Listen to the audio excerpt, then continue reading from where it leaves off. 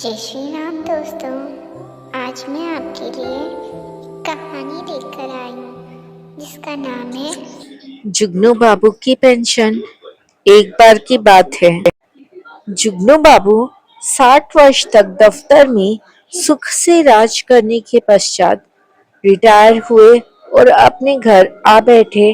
पहली तारीख को उनकी पेंशन मनी ऑर्डर से घर पहुंचने लगी। 6 महीने तक बिना किसी बाधा के पेंशन उनके घर पहुंचती रही।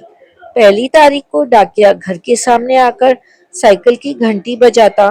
जुगनू बाबू इस घंटी की आवाज को सुनकर बाहर आ जाते और मनी ऑर्डर फॉर्म पर हस्ताक्षर कर पेंशन की रकम ले लेते। 120 रुपये 72 पैसे। 72 पैसे जुगनू बाबू डाकिया के लिए छोड़ देते। डाकिया उन्हें सलाम मारता और आगे बढ़ जाता। यह पहली तारीख का रूटीन कार्यक्रम था। 1 अप्रैल को इस रूटीन में थोड़ी गड़बड़ पड़ी। उस दिन डाकिया की साइकिल की घंटी की आवाज दरवाजे पर सुनाई थी। जुगनू बाबू बनियान पहने थे। उन्होंने झटपट उसके ऊपर कुर्ता पहना और पेंशन लेने मुस्कुराते हुए बाहर निकले। डाकिया ने कहा, बाबूजी, आज आपके नाम का मनी ऑर्डर नहीं, रजिस्टर्ड लेटर आया है। रजिस्टर्ड लेटर सुनकर जुगनू बाबू को अचंभा हुआ। उन्होंने यह सोचकर अपने धड़कते दिल को धैर्य दिया कि अवश्य ही सरकार ने मनी ऑर्डर की तकलीफ से बचने के लिए रजिस्टर्ड लिफाफे में करेंसी भेजी होगी। लिफाफा चेक करते ही उनका संदेह दूर हो गया। लिफाफा में करेंसी नहीं, पेंशन कार्यालय की तरफ से एक पत्र था। प्रिय महोदय, आपको विदित होगा कि 1 अप्रैल से नया वित्त आरंभ होता है। नियमों के अनुसार पेंशन केवल जीवित व्यक्ति को ही मिलती है। इसलिए आपसे निवेदन है कि अपने जीवित होने का प्रमाण पत्र कार्यालय को भेज दें ताकि नवे वित्त वर्ष में आपको पेंशन भेजी जा सके। जुगनू बाबू ने पत्र पत्नी की ओर बढ़ाते हुए कहा, पेंशन नहीं, सरकार की तरफ से ये रजिस्टर्ड पत्र आया है। मुझे सिद्ध करना है कि मैं जीवित हूँ, वरना मुझे पेंशन नहीं मिलेगी। पत्नी ने सुझाव दिया, अरे, इसमें चिंता की क्या बात है, आप स्वयं कार्यालय में जाकर पेंशन ले आइए। वाह, कितना आसान तरीका है। जब पेंशन लेने वाला साक्षात हाजिर हो जाए तो उसके जीवित होने का और क्या प्रमाण चाहिए। हाथ कंगन को आरसी क्या, पढ़े लिखे को फारसी क्या। ताज्जुब है, यही बात मुझे क्यों नहीं सूझी। अगले दिन जुगनू बाबू ने नहा धोकर नए कपड़े पहने और अपनी पेंशन लेने चले। पेंशन के दफ्तर में पहुंचकर जुगनू बाबू ने पूछताछ कर उस क्लर्क का पता किया जो ऐसे केसों से निपटा था। जुगनू बाबू ने उस क्लर्क से कहा, मैं अपनी पेंशन लेने आया हूँ। तब क्लर्क ने कहा, आपका नाम? उसने कहा, जुगनू बाबू। ओह जुगनू बाबू, हमारा पत्र आपको मिला होगा।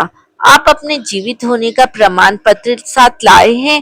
देखिए ना, मैं स्वयं ही पेंशन लेने साक्षात हाजिर हो गया हूँ। अब आपको और क्या प्रमाण चाहिए? जुगनू बाबू ने हंसकर क्लर्क को प्रभावित करने की चेष्टा की। पत्थर दिल क्लर्क पर कोई प्रभाव न पड़ा।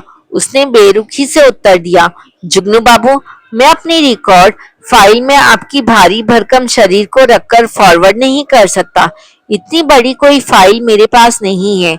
आप कोई लिखित प्रमाण लाइए। जुगनू बाबू थके कदमों से वापस लौटे। उनकी समझ में न आता था कि स्वयं को जीवित कैसे सिद्ध करे। जिंदगी में उन्होंने कितनी ही गहरी समस्याएं सुलझाई थी, किंतु इस समस्या के सामने उनकी वृद्धि ने घुटने टेक दिए। घर पहुंचे तो पत्नी ने नया सुझाव दिया, वे लिखित प्रमाण पत्र मांगते हैं तो क्या हुआ, अपना राशन कार्ड ले जाइए। राशन कार्ड पर उसी का नाम होगा जो जीवित है। जुगनू बाबू का उदास चेहरा फिर से खिल उठा।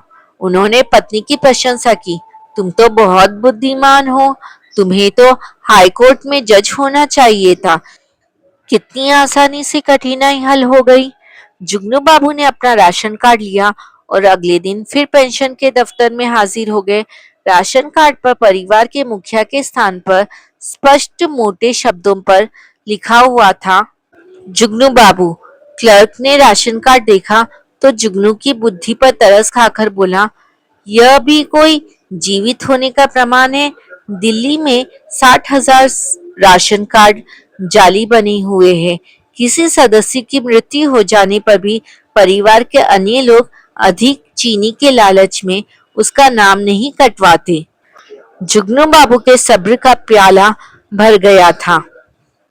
उन्होंने चिढ़कर कहा, तो आप ही बता दीजिए कि आप कैसा प्रमाण चाहते हैं।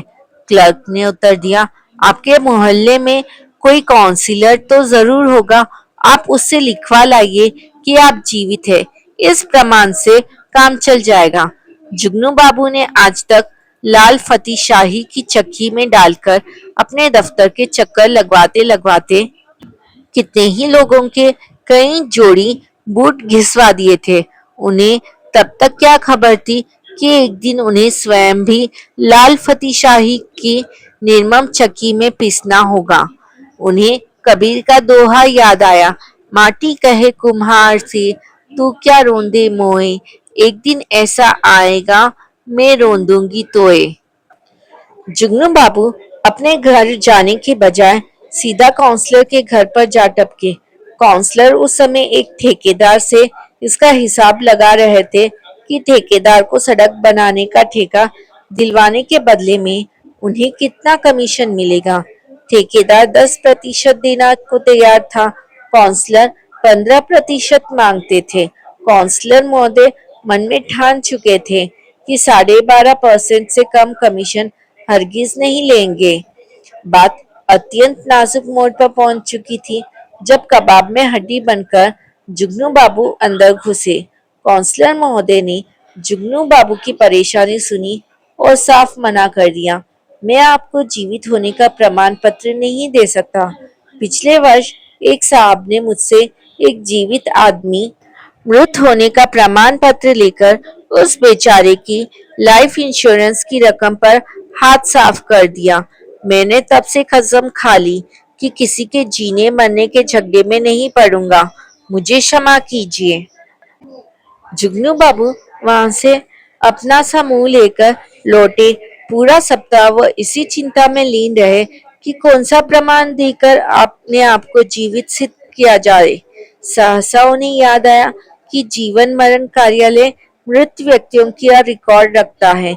यदि जीवन मरण कार्यालय दे दे कि जुगनू बाबू जीवित है तो अवश्य काम चल जाएगा। जुगनू बाबू जीवन मरण कार्यालय में पहुंचे।